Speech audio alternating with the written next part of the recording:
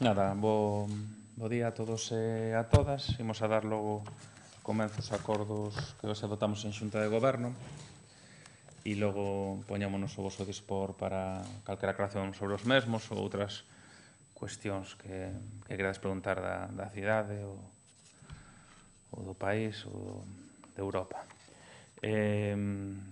Empezamos. Os primeiros puntos son licencias e autorizacións de espazos cidadáns do Departamento de Jorge Duarte. Por unha parte hai unha licencia para construir unha estación de servicio de combustible con soto para almacén, dúas pontes de lavado de vehículos e edificio destinado a cafetería e restaurante cunha tenda de conveniencia na rúa do País Vasco 65, na Sionlla. Hai tamén unha licencia para rehabilitar e ampliar unha vivenda na rúa Sar, outra para adecuar un baixo cuberta destinado a ampliación de vivenda na rúa García Prieto. Hai unha licencia para parcelación dun solar, dunha parcela na rúa Costa do Vedor, e hai dúas denegacións, unha denegación para unha parcelación, tamén na avenida Rosalía de Castro, e unha denegación para unha segregación de dúas parcelas na Peregrina. Hai tamén unha aceptación dun desestimento de solicitude de segregación.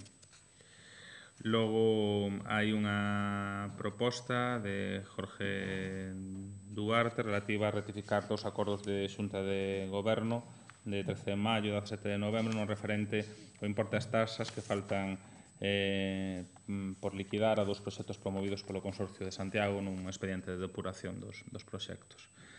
Hai ampliación de horario, autorización para ampliación do horario de peche nocturno de locais para determinadas datas. Sabedes que isto é unha tramitación vía autonómica que logo o Concello ratifica, e neste caso a ampliación do horario ten que ver cas festas das datas das festas da Ascensión, do 7 ao 14 de maio e tamén do 28 ao 31 de xuño,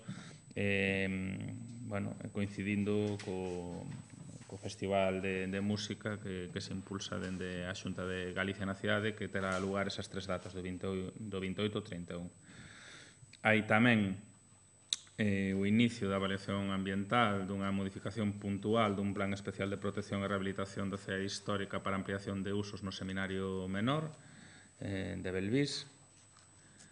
Hai tamén a toma en consideración dunha nova sentencia que ven polo que foi a liquidación do transporte urbano do ano 2014. Sabedes que hai un conflicto respecto ao cálculo do combustible e dos prezos do combustible que de alguma maneira regulaba o contrato de transporte urbano respecto a un disenso que existía ca empresa de Talusa, prestadora do servicio, e que veñen chegando o que son as sentencias que lle dan a razón a empresa Talusa en detrimento do Concello. En este caso corresponde á liquidación do transporte urbano do ano 2014 e unha cantidad de 173.000 euros. Dito isto, esta evidentemente é unha cantidad que non temos orzamentada e que teremos que levar no seu momento a modificativos para poder abonala, igual que outras sentencias que siguen chegando, alegrando o noso día, no sentido irónico da palabra. Logo temos tamén unha proposta do concelleiro Manolo Dios relativa á aprobación do proxecto do programa piloto para a implantación dun servicio de atención á infancia, de conciliación, na Ludoteca das Fontiñas, no que se chama o Centro Educativo de Lecer María Miramontes. Coñecedes un pouco a historia do centro, un centro construído xa hai bastantes anos, que está sin actividade e que estamos intentando abrir dunha maneira definitiva. Non sei exactamente os anos que leva construído sin dárselle uso, pero creo que son máis de 7 ou 8. E, polo tanto, o que se fai hoxe é aprobar un programa piloto para apertura mínimo de un ano,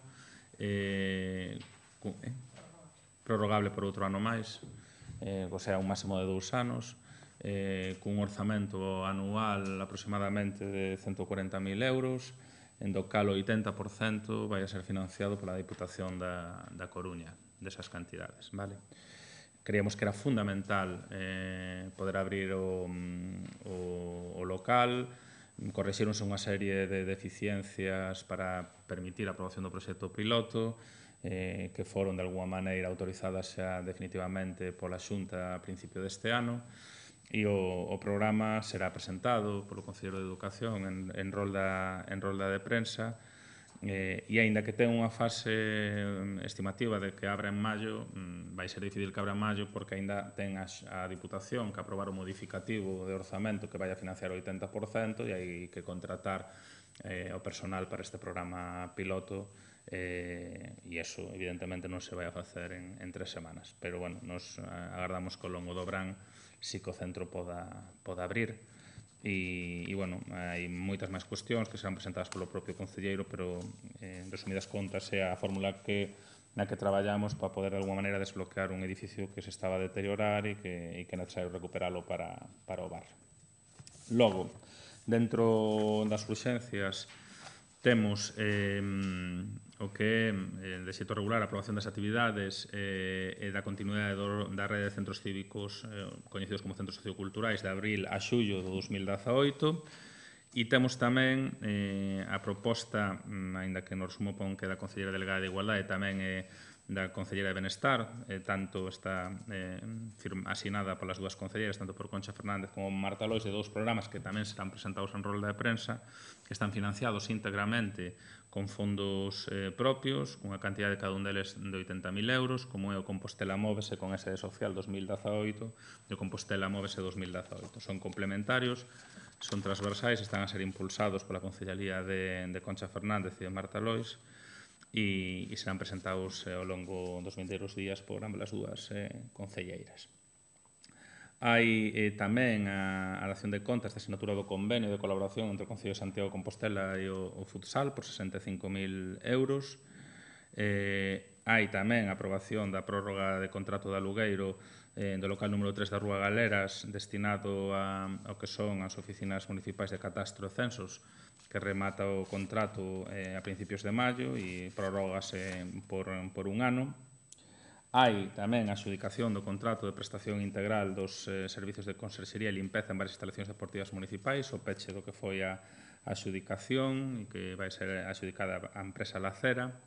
E hai tamén o inicio da licitación do Servicio de Organización da Celebración da Festa dos Maiores 2018, que está inserida sempre no que son a celebración das festas da Ascensión, e que vos coñecedes porque é tradición nesta cidade a súa celebración nesas datas, e se inicio que é a contratación por un tipo de saída de 37.000 euros, 37.536 euros.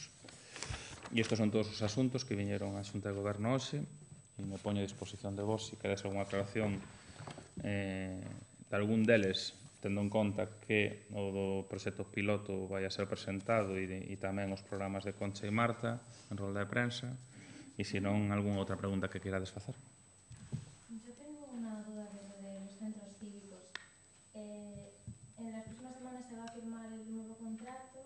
Quiero recordar que habían comentado que las nuevas actividades se iban a desarrollar a partir del verano, entonces entiendo que esto da continuidad al anterior, ¿no? Non, vais a asinar, calculamos a semana que ven o contrato, estás ben informada, a nova empresa entrará a principios de maio, vale? O que pasa é que nós, de alguma maneira, estamos obrigados a aprobar os prezos e as actividades, non? Por esos períodos de tempo. Entón, a nova empresa, cando entre, terán os precios e estas actividades programadas para o que é o período de transición, pero decir, son dúas cousas separadas, ainda que están relacionadas. É dicir, a nova empresa vai entrar a principios de maio, asinará seguramente o contrato a semana que ven, pero nós temos que regular de todas maneiras o que son os prezos para as actividades e as propias actividades por esos períodos de 3 meses, creo que son, non? E bueno, son procesos complementarios, non? A nova empresa terá que cinguirse a estas actividades durante estes meses, a darlle continuidade a estas actividades. Sobre los centros socioculturales, Rubén Cela viene de denunciar lo que considera un agravio comparativo entre algunos de los centros, en concreto el de Meixón Frío y Arins, porque dice que al no ser titularidad del concello tienen que hacer frente a algunos gastos como la luz, el agua, pagar el IBI, y piden que se regularice. No sé si se ha estudiado. Claro, é un histórico. Non pasa con este goberno, leva pasando dende hai moitísimos anos, non? Hai centros que non son titularidade e que entón teñen maiores cargas, porque foron impulsados seguramente por iniciativas veciñais ou parroquiais, e en ese sentido, aínda que están dentro da rede de centros, teñen maiores cargas que outros. O que pasa é que iso é dende o nacemento, estamos a falar en algúns deles dende hai décadas. Entón, sí que se está estudiando a fórmula, non é doado. Mentras non haxa cesión ao Concello da titularidade non é doado, e legitimamente moitos veciños non queren facer cesión ao Concello a titularidade municipal. No, pero sí que se está explorando, o que pasa que con moitas dificultades, porque eu supoño que este problema existe dende hai moitísimos anos e ninguén foi capaz de resolvelo. Non sei se me explico, se a titularidade non é municipal, dificilmente se pode poñer as mesmas facilidades que si o é. Entón, os veciños moitas veces queren estar na rede, pero non queren ceder a titularidade porque foi un edificio ben que construíron eles ou que o financiaron eles e non queren que pase a ser titularidade municipal. Entonces, as exencións que teñen a rede pública non son o mesmo. Pero, bueno, non é de novo. E agradezo a Rubén Cela que non o recorde porque leva sendo de toda a vida. En algún caso xa se solventou porque os veciños sí que cederon os locais á rede municipal, non por acordo veciñal, pero non sempre é doado, non? E ademais eu creo que tampouco hai que forzalo. É dicir, a nos toca dar amparo, buscar se pode haber facilidades dende o punto de vista fiscal, pero non sempre é fácil. Logo, vos poño algún exemplo fora de rolda de prensa. Fora de rolda de prensa. Sí, porque se non tengo ánimo de polemizar. Sobre a ludoteca, só queda agora mesmo a contratación do persoal? Non, quedaría esta autorización autonómica, están todas as obras feitas. De feito, a idea é levarvos a que vexades as instalacións nos vindeiros días e que a coñezades. Quedaría que a Diputación levara a pleno un modificativo de crédito para incluir a súa aportación para este ano, que é o 80%, vale? Do custo do funcionamento do ano, vale? E logo que o Concello habilitara o que é o proceso de licitación ou de contratación para este programa piloto. Non sei que fórmula teñen buscada, Eso sabe máis no Departamento de Educación. Por eso que, aínda que no proxecto piloto xa leva tempo redactado, hoxe se aprobou despois da fiscalización, se contemplaba unha data optimista de maio, que en maio non vai a ser, pero bueno, se calcula que ao longo do verán, porque o proxecto se empezou a tramitar unha vez que a Xunta autorizou en xaneiro o que é a utilización das instalacións. Ahora mismo o que se vai facer é mandarlle esta aprobación de Xunta de Goberno á Diputación para que aprobe en pleno da Diputación un modificativo. Nos deu financiamento e poidamos contratar máximo 2 anos. A maneira que se nos ocurriu para poñer en marcha e desbloquear a situación. Entón, xa non marcha o Concelleiro de Educación, que dixera que se non se poñía en marcha este ano, marchaba... Agardemos, porque marchar 5 meses antes dunhas eleccións, para todos ese esforzo... Pero non, eu creo que o tema está ben encamiñado e é unha cuestión de mesa arriba, mesa abaixo e de poñer en marcha xa unha vez un inmoble que se estaba a deteriorar despois de tantos anos, non? E que sí que resultou moi complicado, a verdad. Porque, a tramitación a veces administrativa son complicadas. Pero, Sí, sobre o diputado de Marea, Juan Merlo, publica un medio que infló su currículum en el Parlamento. Algo que decir. Non teño ninguna información, creo que vai dar unha rolda de prensa el, e me remito a rolda de prensa que el teña que dar, porque igual que nunca se me preguntou pola presidenta Cifuentes, que neste caso sí que tiña o título falsificado, pois non estou especializado en este tipo de materias, non? Solo podo decir que o meu currículum é fidedigno. Estudiei medicina, aprobei a licenciatura, me presentei ao MIR, fixen a especialidade en medicina de familia e fixen o diploma de estudios avanzados no Departamento de Saúde Pública aquí na Universidade, indo a clases presenciais durante un ano, mentras era alcalde de Teo, e logo presentando o estudio de final de diploma de estudos avanzados, de diploma de estudos avanzados no segundo ano. Ao Caldín lectura no Hospital Clínico diante de Juan Gestal, o catedrático que acaba de xubilarse, e o tiven unha boa calificación. E costoume, porque xa daquela era alcalde de Teo e compatibilizar non foi fácil. Aquí na Universidade de Santiago non regalan os títulos.